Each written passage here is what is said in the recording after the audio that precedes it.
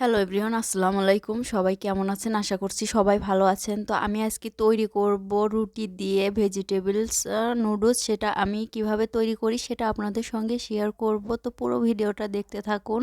আর এখনও পর্যন্ত যারা আমার চ্যানেলটা সাবস্ক্রাইব করেন নাই, প্লিজ আমার চ্যানেলটা সাবস্ক্রাইব করে দিবেন। ভেজিটেবলস নুডলস তৈরি করতে প্রথমে আমি এই যে রুটিগুলো ভেজে নিচ্ছি।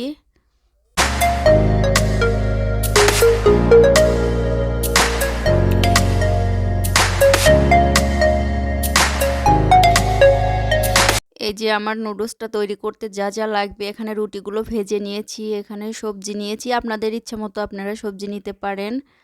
আর একটা ডিম নিয়েছি। তো আমি রুটিগুলো এভাবে কেচি দিয়ে কেটে কেটে নিচ্ছি নুডলসের আকারে ছোট ছোট করে। রুটিটা ভাজ করে তারপরে এভাবে কেটে নিব। এই যে এভাবে ভাজ করছি।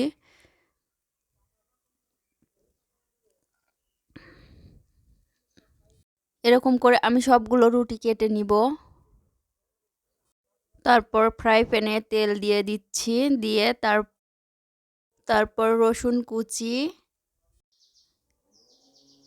কাঁচামরিচ, পেঁয়াজ দিয়ে এটা বাদামি কালার করে নিব।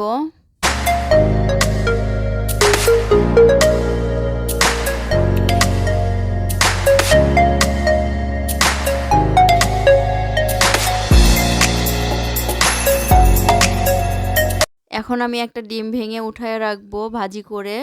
এখন আমি পেঁয়াজ মরিচ এক সাইড করে একটা ডিম ভাজি করে নিচ্ছি। তারপরে আমি সবগুলো ভেজিটেবলস একসঙ্গে দিয়ে দিব। দিয়ে কিছু সময় ঢাকনা দিয়ে ঢেকে সবজিটাকে আমি সিদ্ধ করে নিব।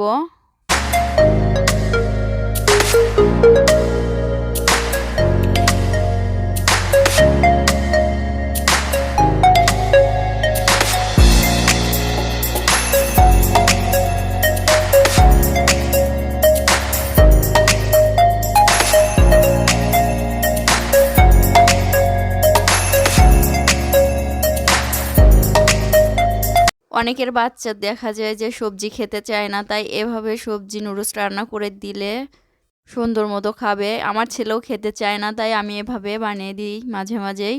আমার সবজিটা সিদ্ধ হয়ে গেছে। এখন আমি ওই যে কুচি করে রাখা রুটিগুলো দিয়ে দিচ্ছি। দিয়ে আমি এখানে দিয়ে দিব tomato sauce, soy sauce, tasty মশলা, ওটা আমি দিয়ে দিব।